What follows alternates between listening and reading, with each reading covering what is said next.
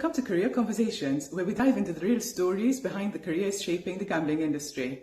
Whether you're just starting out or looking to take your next big step, this is the place to learn, grow, and get inspired. Let's get into it. Today's guest is someone who brings both heart and strategy to the gambling industry. Claire Adamou has over 20 years of experience and currently wears two impressive hats. She's VP at Soroka and Head of Operations at American iGaming Solutions. She's a leader, a coach, and a mentor to many, and I can't wait for you to hear her take on what really drives success in this industry. Let's jump in. Hello, Claire. Welcome to Career Conversations. Thank you for taking the time to chat with us today. So let's dive in. Can you start by telling us a little bit about yourself and what you do? Yeah. Well, first of all, thank you so much for inviting me. I was so honoured and excited when you reached out and asked me to be a guest. So thank you, first of all, for that. So for those who don't know, I am Claire Adamou. I have been in the gaming industry for 19 years, which always blows my mind when I say that. I actually have two roles. So I am Vice President of a company called Soroka, and we do leadership and executive training within the gaming industry and beyond in high tech and SaaS, cybersecurity. We have multiple clients. And I'm also head of operations at a company called American iGaming Solutions. And at American iGaming Solutions, we really focus on the US market. We do a lot of work in social gaming, land-based gaming, tribal gaming. And we also work with companies looking for investment and looking to really grow their kind of technology or their footprint within the gaming space. We've got a little bit just outside of gaming as well, but super exciting to have two very different positions within the industry. I would like to understand, how did you get into the gambling industry? How did you start? Yeah, it's a crazy story, actually. And I feel like it was almost fate and meant to be. So I left school, kind of bounced around at a few different jobs, not really finding the industry for me. But every time I moved jobs, I always increased my money. I got a slightly more senior role or just expanding my experience. And I was working for this company full of men or boys, even at that point, you know, it was anything from 18 years onwards. And the boss was just a complete nightmare, honestly. I saw things and experienced things that no employee ever should. And I thought, you know what, I'm worth so much more than this. I'm worth more than a 3 a.m. phone call asking me to pick you up from some party that you've been at and take you to an Airbnb because you can't go home to your wife and kids because you've not been a very good boy. Like, I just thought, life is worth more than this. So I started applying for roles and I saw this role for office manager, and I was doing a lot of admin style roles anyway. Office manager at this online casino in Edgware Road in London. And I'm like, okay, let's give that a punt. So got an interview, walked in. I remember it so clearly, like the lift doors open and it was like, hallelujah. I felt like I'd walked into Google, and bearing in mind, this was nearly 20 years ago. I'd never been in a casino. I never knew anything. I interviewed for the role, thought it went really well. And they said, okay, we don't want to offer you this role. I'm like, what do you mean? I'm thinking, I need to get out of my job. I need something else. And this is the place for me. I am going to work here. I remember telling myself that I am going to work here no matter what. And they said, we want to interview you for an affiliate manager role. I said, okay, great. No problem. Thinking in my head, like, what the hell is an affiliate manager? And luckily they said, okay, come back for a second interview. And the head of affiliate sent me an email with some links to some Google articles to GPWA and was like, look through all of this and come back for the second interview. I looked through it all. I thought, I still have no clue what is going on. But I went to the interview with the mindset, I am going to work here. Honestly, I was so clear with myself, no matter what, I'm working here. And there was obviously something in my personality or something in my mindset that got me the job. I had no experience. I had no idea what affiliate marketing was. I had never been in a casino. And yet they saw something in me that I didn't know that I had. And it completely changed my life and like the trajectory of my career. You know, I've been here nearly 20 years. So it was, whether you call that fate or luck, I don't know. But it was, yeah, I always look back so fondly on that time. Wow. Okay.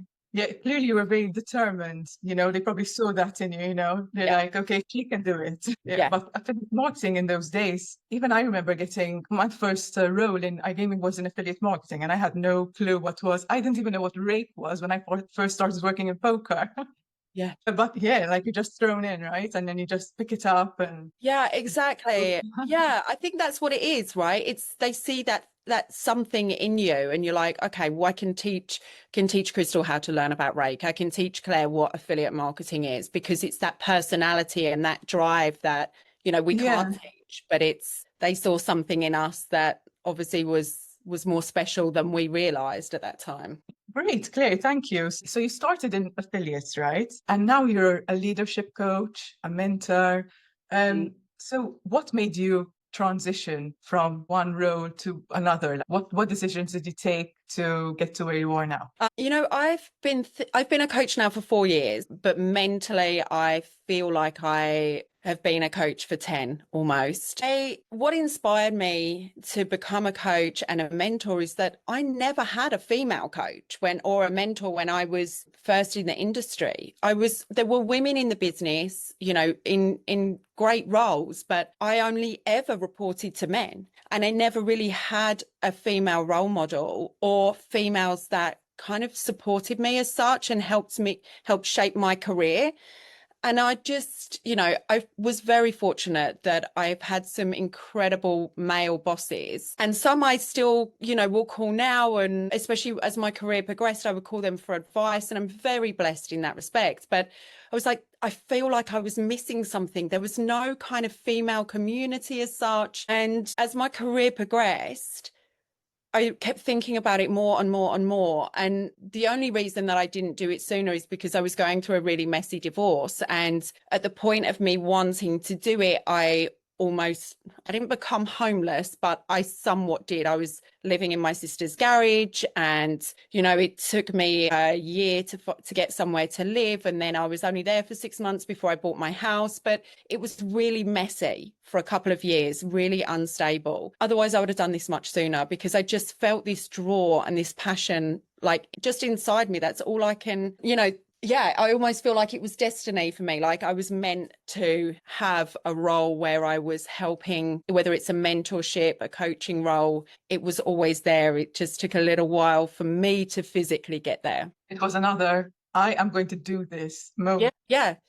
It was. And I had to go back to school to retrain. I didn't want to just rock up one day and say, hey, I'm a coach. I actually went to school for 2.5 years on top of working. So it was, it was really, I don't want to say it was hard work. It was worthwhile for me to do that. So I've got all the credential, all the formal training, and really just helped me understand who I am as a coach as well, and enable me to lead and mentor better than I think I would have had I have not done that training. But it was totally, yeah, like I am going to do this. This is what I'm kind of laser focused. Amazing. So let's move on to processes, frameworks.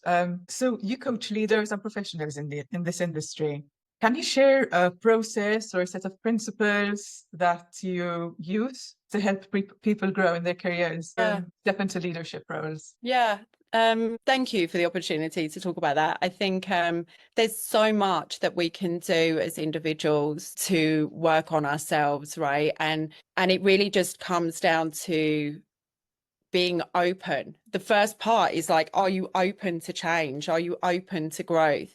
Do you have a growth mindset, right? You think, okay, no matter what the obstacles are, I'm going to keep moving forward. No matter what happens, I'm going to keep moving forward and learn from that, rather than giving up at the first hurdle. It's too hard. Of course, it's too hard. It's uncomfortable. It's making you uncomfortable. It means you're on to something great. It's too hard to go. I had to go in my third year of college. I had to do 5 hours every week at school. And so I would pick my kids up from school, literally chuck them out. My husband would open the door, he would get them in, and I would be 15 minutes late to college, and I would sit there for 5 hours. So I wouldn't, I had to do that on top of my own work. And then I had assignments. I had to coach clients. I had to have my own coaching. There's so much that went around that. And of course, it's hard work, but I was on to something great. And I think if you can have that mentality, you can really push through that barrier of something great and something, you know, that you really set your mind out to do. And at Soroka, we work on lots of things around mindset, emotional intelligence. We call them distinctions. And you know, we work on imposter syndrome. We work on overcoming conflict. We talk about burnout, which is incredibly important, and people don't talk about that enough, stress and burnout. And then, you know, when you start weaving into sort of one-on-one coaching, so we do a lot of group coaching, and one-on-one is really break down and understand, what do you want to achieve and why? You know, why do you want to do that? Because it's just like, I always go back to this because it's the easiest form, but it's like, I should lose more weight, or I should lose weight. I should stop drinking more. It's like, well, why? Well, I don't know. I don't know why I should, because society tells me. It's like, well, then that's not a good enough reason. Like, why do you want to lose weight? Why do you want to drink less? Is it because you like the way you feel when you wake up without a hangover? Is it because you like not feeling sluggish? Is it because you've got more mental clarity when you don't have, you know, you're not fueling your body with McDonald's every day and junk food? Is it because you know, you can think straighter because it's not got that haze of the alcohol that, you know? So really be aligned with, why do you want this? And be clear. For example, I want to get a new job. Okay, why do you want to get a new job? Well, because I don't like the company. What is it about the company you don't like? Well, I don't like the values. Well, what values don't you like? So then you can determine what you do like when you're moving forward. So you've got to really drill down, and it's so many like questions to get to the point. And some people have come to me and said, I'm just anxious. I'm just an anxious person. And I'm like, okay, but so let's break it down. What makes you anxious? Well, and what about that? And what about that? And what about that? And I did that with someone once, and it was one specific project within the business that they didn't have a full handle over. And it was causing them daily anxiety. And they're like, my role and, you know, who I am in the company, it's making me anxious. But it was one specific thing. And once they got a handle on that, they're like, oh my God, this anxiety has gone away. They went, and it was because they got a handle on that project that had run away with them. So once they got a handle, they were like, I feel so much better, because they couldn't pinpoint what it was. Yeah, that makes sense. You know, you need to ask the question why, and you need to really, really thoroughly understand what the issue is. Yeah. And what your drivers are. Why do you want to achieve something? Like, I want to change roles. Okay. Is it for a seniority? Is it for a salary? Is it because maybe the company, you're changing company and it's a values thing? Like, really define what it is that you're trying to achieve. Otherwise, what's the point? Because you know, like, you're not there. You don't really know why you're moving. And you're not knowing what you're trying to achieve from that move. So it's really be clear with what you're trying to achieve. And that's something that I work on so much with my clients. And it is, you know, it's a lot of coaching, but my style leans a little bit into mentorship as well, because I like to kind of give my perspective or offer my perspective. I don't give it without asking permission, but I offer my perspective or blind spots where they haven't thought of something perhaps. Okay. Interesting. So the first thing that comes to mind is, from your experience as a mentor, what's the top challenge do you think leaders or want to be aspiring leaders face? Yeah, I think there's two challenges. I think, well, there's more than two. I think imposter syndrome is one, where you feel like you're not good enough. You feel like, well, who am I to want to be an entrepreneur? Who am I to want to ask for $1 million investment for my idea? You know, and it's really having the confidence to show up and try and work through those fears and have that self-belief. So that's a massive blocker for people that are building their entrepreneur journey, for people that are going from sort of maybe a team lead to a manager position or director position. There is a lot of that self-doubt and negative talk. So it's really doing what we can to overcome that. And then another one that I wanted to touch on is actually about perseverance, because I feel like quite often, and I touched on this just at the start, that, you know, stuff gets difficult and stuff gets hard and we give up.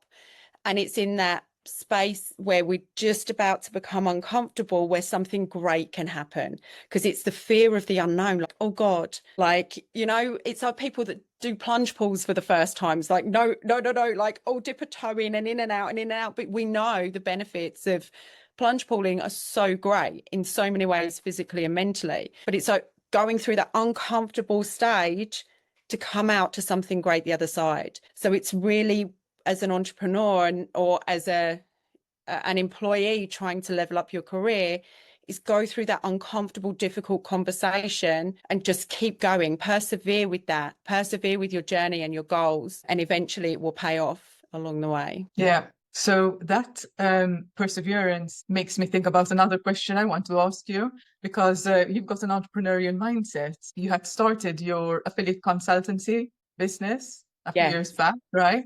And you were doing well. I heard you talk about it in Saruka Speaks. Anyway, and you did really well with that.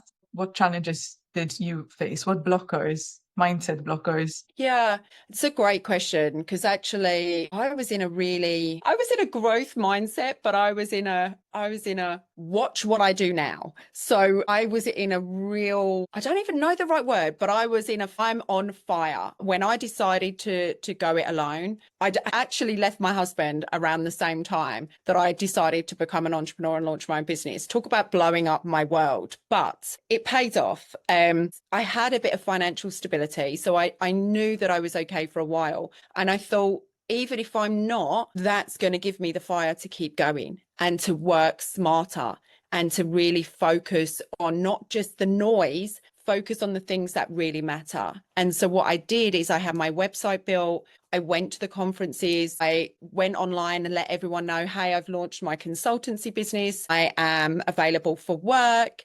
This is what I'm doing. Let people know that I thought, that they had their own businesses. They had a lot of clients that I thought might outsource some work. And in networking and letting people know, it kept me in business for years. And I always, I would think, okay, well, I've got, 3 months, 6 months, 12 months consultancy deals. And I never came from it worrying about where my next client was coming from. I always came from the mindset of abundance just keeps flowing to me and clients keep flowing to me. So I was never putting out into the world anything negative. So I was never thinking, oh God, am I going to be able to pay my bills? Oh God, am I going to lose my clients? Am I going to struggle with this? Is anyone else going to give me work? I never ever put those thoughts out into the universe. I always was grateful for, like, thank you so much for that client. Thank you so much for that client. Thank you so much for the paycheck. It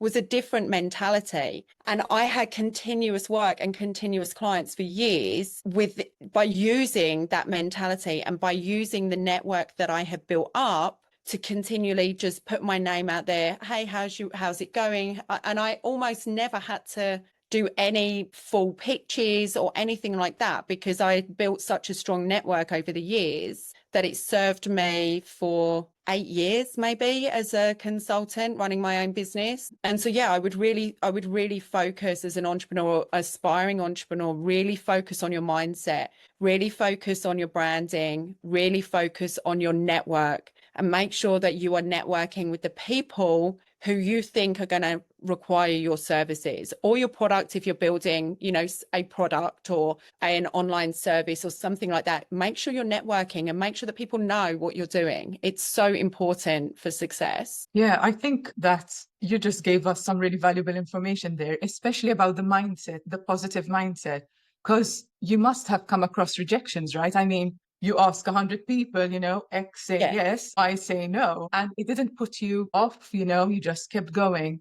And you kept thinking positively. Yeah. I mean, that's a really good point. So thanks for that. Claire, you've worked as an employee and you've worked as an entrepreneur. Which do you prefer? That's a great question. I think they both serve a purpose, and there are pros and cons to both. Being an employee, you are part of a big team. You can learn and feed off each other. You have job security. In most positions now, there are all of the perks and the benefits. And I see some of them and like, oh God, they're having, Friday barbecues, or they're having, corporate dinners and things like that. And I think, oh, I kind of miss that a little bit. But at the same time, as an entrepreneur, I get to make my own rules, and I get to, this morning, I have dropped my daughter to school. I've gone in the gym. I've gone for an osteopath appointment, and now I'm here on the podcast, and then I'll start work.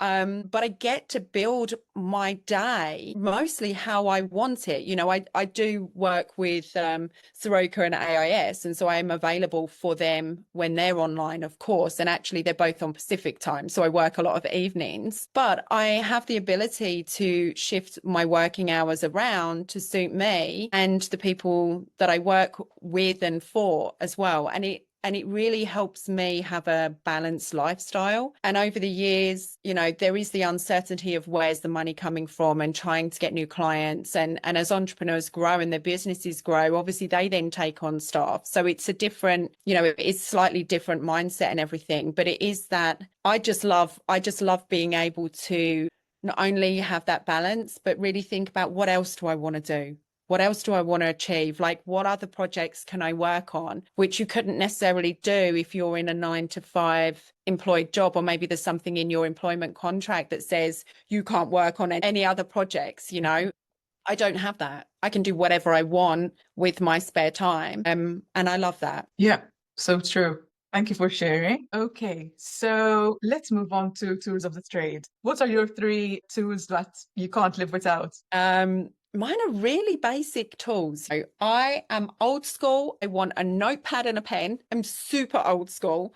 LinkedIn is by far, I mean, perhaps the number one for networking and really getting your name out there, getting visible, building your career, building your connection. So LinkedIn is, whether you call that a tool, I do. I think it's a great tool. And actually, I've got a lot of I'm going to say my friends and acquaintances in the gaming industry on my personal socials as well. So on my Facebook and on my Instagram. I have a fitness Instagram. Some of them follow me my fitness Instagram and stuff. So, you know, that to me, using the social element is a tool that is so valuable to business. And I think especially anybody that's just starting out, it's really great to use that. And some sort of either task management or like a sales system. So keeping track of who you're connecting with, whether it's a hub, like I've got a HubSpot for everything that I do. We use Monday.com with Soroka. We use Asana with AIS. So tracking all of our sales, all of, you know, the sales funnel, all of our social media strategy. When we travel, we have kind of, okay, these are the things we need to do. So really be organized with your time and organized with your leads and your sales, because otherwise everything's just going to go crazy. You can't keep everything up in your head. So I do love pen and paper. I'm seriously old school. If you catch me at a conference, I've always got pen and paper. I just love it. Yeah, LinkedIn and social media, and then some sort of sales or task management so that you can track the work that you're doing and follow up when you say you're going to follow up, right? Use your diary. If you tell someone, I'll come back to you next week, put it in your diary. Go back to them next week. Make sure that you follow up and honor your word. Yeah, I'm also old school, and yeah, I've got my diary. It's right here. I love it. I love it. Let's move on to career advice, right? Specifically CVs. I'm sure you've seen many CVs in your time. When you're hiring someone, what would stick out on a CV for you? What's the most important thing that you look at? That's a great question. I actually tend to look at the bottom before I look at the top.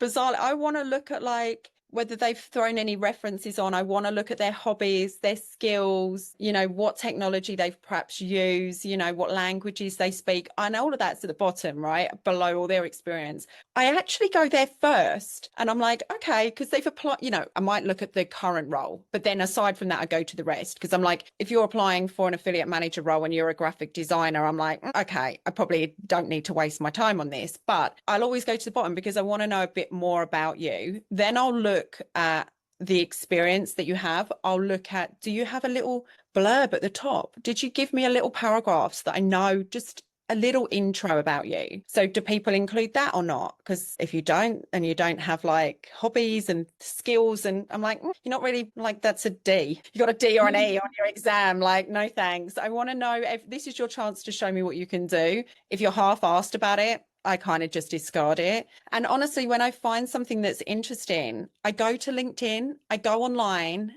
and I look them up. And I was talking about this to someone I was coaching the other day, that I've never hired someone without looking them up online. I do look at if your Facebook and your Instagram is open, actually, and I look at what you've posted, because I remember my sister was posting stuff back in the day, like her late teens. She was posting stuff. It upset my grandma and my aunt because there was some swearing and stuff going on there. And she thought it was hilarious. Her and her friends used to drop, memes or whatever on each other's Facebooks that was never offensive, but it just was a lot of swearing. And I said to her, when you start getting a job, that's what your employers are going to see. This is it's a digital footprint of who you are. So be mindful of what you're putting out there, right? So if your Facebook profile is open, mine is not, actually, because I hide it from my ex-husband, but it used to be open. And all you will see on there is fitness stuff, mindset stuff, coaching stuff, my family, a little bit of business. So I'll quite often post stuff. Does anyone know this person or anyone looking for this? So yeah, so be mindful of your socials. But your LinkedIn for me is so important. It's your online CV. It showcases everything else that I need to know about you that I can't find on 2 pieces of paper of your CV. I want to look at, I can see your career history from your CV, but I want to look at what groups are you following? What books are you, or authors do you follow? Like inspirational people. Are you following Tony Robbins? Are you following Steve Jobs? Who are you following? What companies are you following? Have you posted any articles? Have you reposted any posts? I want to just get a perception of who you are as a person, because you can't often see that from a really small CV, but I can see that from your online personality. That's something that I've used for years, and it's really never served me wrong. I'm trying to think if I'm not sure that I've ever had a really bad hire, because I feel like I've done my due diligence around them and really found people that I'm like, I like who you are as a person, and I can get that from this online profile that I couldn't get from your CV. So it's just being, if you're looking for, leveling up your career, if you're looking to start networking, really, who are you online? Make yourself visible, show the world and show the industry who you are, because employers are going to be looking at that. Recruiters are going to be looking at that. Investors are going to be looking at that. What articles have you written? What kind of stuff are you putting out there? You really can tell so much from someone from their LinkedIn profile, and obviously public social media as well. Yeah, actually, you have a very good point, because in fact, my next question for you, which correlates to this, right? I've spoken to hiring managers, and sometimes the biggest problem is that they could hire someone based on their CV, but then the person ends up not being dependable, or they don't take ownership. You can't really tell from a CV how hardworking they are, I guess. And you said that you haven't really had any bad hires, but you have really done the research. Like, who are you? Who am I going to be working with? It's not just like what you've done, but who are you?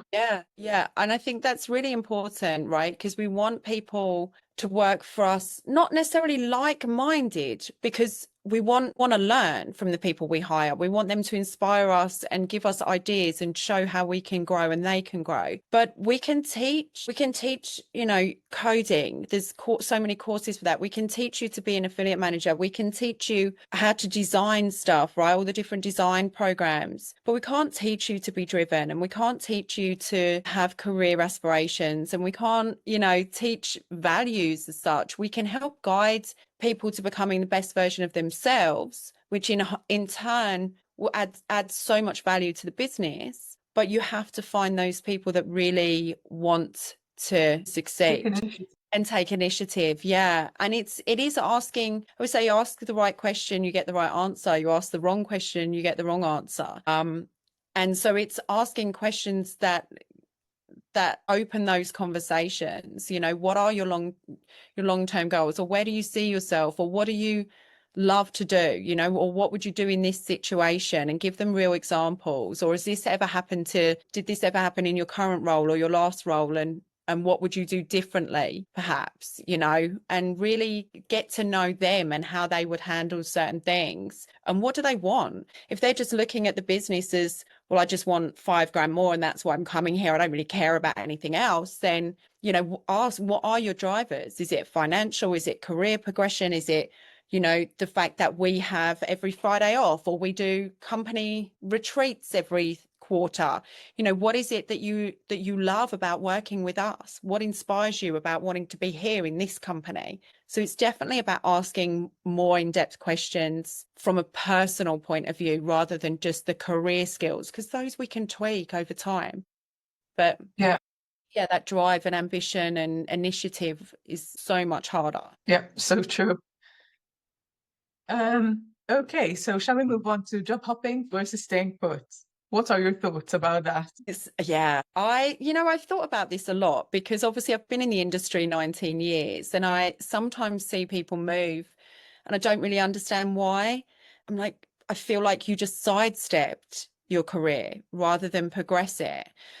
And for me, it doesn't really put me off too much if there's too much jumping. If there's a justification, like, can I see they've come in as a junior and they progressed and progressed and progressed and progressed, and now they're kind of at the top of their game, and every time they've moved, it has been for a specific reason. Or maybe they've moved, you know, maybe they were in Sweden and they've moved to Malta because there's a lot of opportunities in Malta, and so therefore their career did sidestep and then was going somewhere. So there's a purpose for that. I don't think, it used to be really taboo, right? It used to be, you can't keep jumping around. It looks really bad. And to a certain extent it does, but I think there are exceptions to that. And it's really looking at why. What is that? Some people move and all of a sudden their values and their perception of that business is totally different, right? And it's like, oh, this was not the team for me. I made a mistake. Okay, understandable. We all, you know, do things and think, okay, that was a wrong move,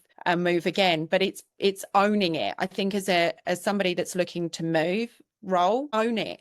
Show up and explain why you've got so many jumps or so many changes, and it's up to the employer as to whether they accept that, they don't accept that. But just be honest, right? If we lie and manipulate, we're not genuine, it's going to come back to bite us in the arse. So always be genuine, always be honest, and just own what is going on in your career. Yeah.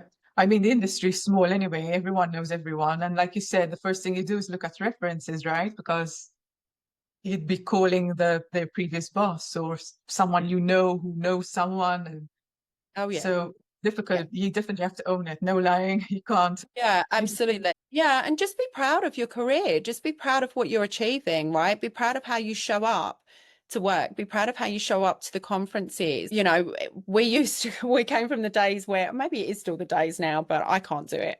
I'm too old. But where it was the work hard, play hard, right? You used to go to bed at 3 a.m. at the conferences and you're on the floor at like 9 a.m., 8, 9 a.m. And I always showed up. I may have felt rough as rat's asses, but I always shown up. And yet I did have someone that worked for me that was like, I do the evenings or I do the days, one or the other. I can't do both. And it used to really frustrate me, but actually he was an incredible affiliate manager. He drove a lot of business to the company.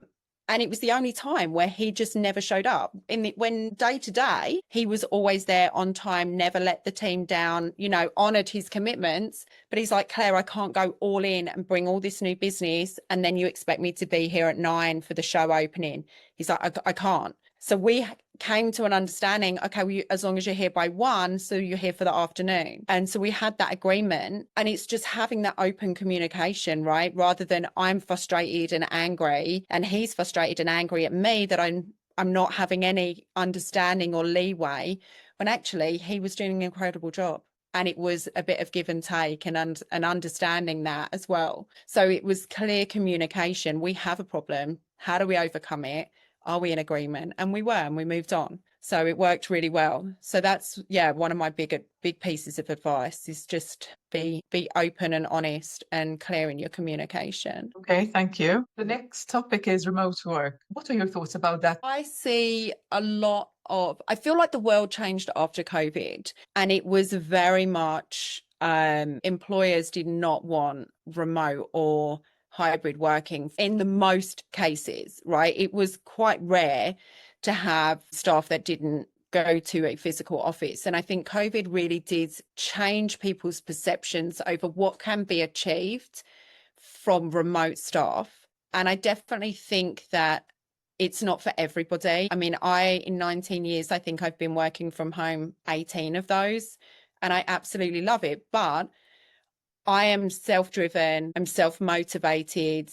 I have to be, right, because I'm an entrepreneur as well. So if I don't work, I don't get paid, but it's not my biggest driver. I have a dedicated office at home and always have had a dedicated office at home, or a dedicated space away from the main living area where I can just focus on my work. And I think that's something that really changes how people work at home and their ability to focus and concentrate. If I'm sitting in the kitchen working at the island, I'm distracted by I don't know, I might just get up and look in the fridge, or I might put the dishwasher on more. Oh, the dishwasher's finished, I'll empty it now. Oh, there's, I see some weeds in the garden. Let me just go out and, pull those weeds out because it's not raining. Whereas I'm in the office, I'm focused on work. And that's not to say I don't take breaks or anything like that. I absolutely do. But I feel like, I get dressed for the office. I don't sit in my pajamas all day. I still do my hair and do my face and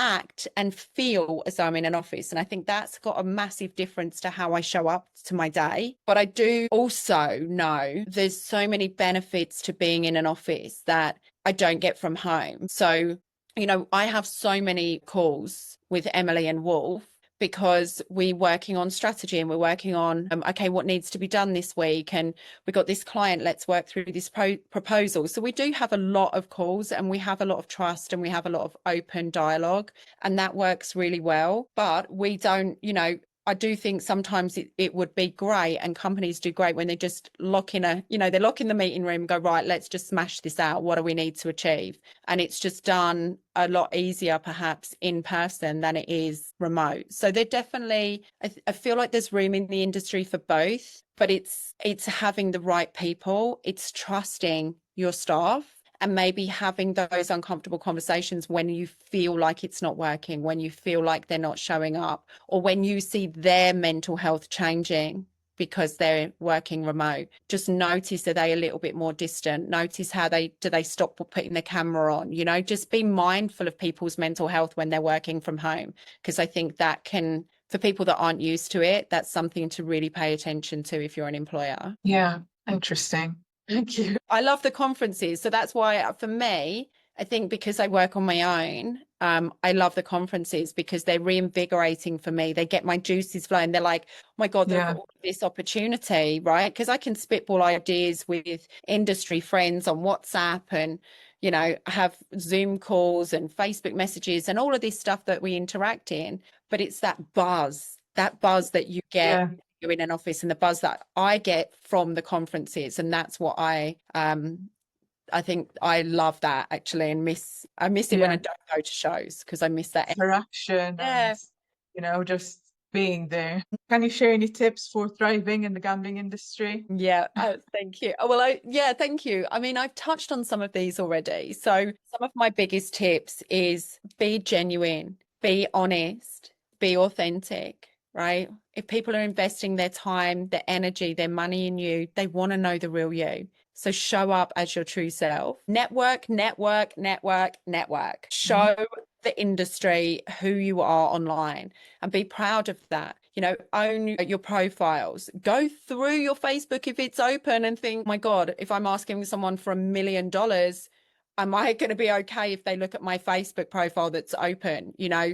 Are they going to look at that and think, this isn't the guy that I want to be giving $1 million to? So really focus on who you are online, and look at opportunities. Look at what opportunities out there. See what really aligns to you. Make some great decisions based on your goals. There is so much room for growth in the industry, so many opportunities, so many incredible companies, incredible businessmen and women that are so inspiring and doing some great things, that I think there is still room for so much more. So really think about how you show up, being intentional. What do you want to achieve, and who do you want to be? And start being that person.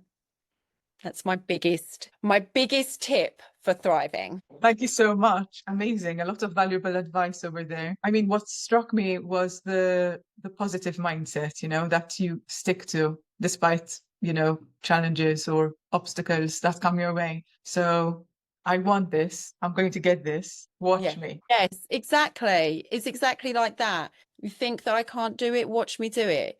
You said that I wasn't very good, watch me be great. You said it's not possible, watch it be possible and watch me do it. You know, just it's not being arrogant or obnoxious. It's using that as rocket fuel, is how I describe it. It's not coming from a place of arrogance. It's coming from, okay, well, don't tell me I'm not good enough and don't tell me I can't do it.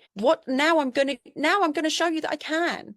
Now I'm going to prove to myself that I can be that person and I can achieve all of those things. And so that's where it is completely different mindset of an arrogance is rocket. I always go is rocket fuel to drive you to who you want to be and what you want to achieve. Yeah. And it is so powerful. And I honestly, you know, I still use that kind of mantra today.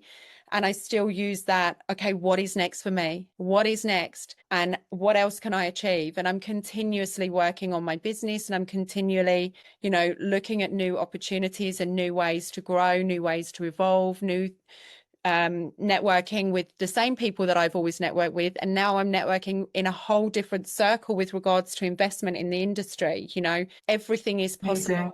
Yeah, everything is possible with the right mindset. You're being the best version of yourself, as discussed in your Tall Puppies episode. Yeah, Love thank you. that. Absolutely. I love that. Okay, then. Thank you so much, Claire, for your time.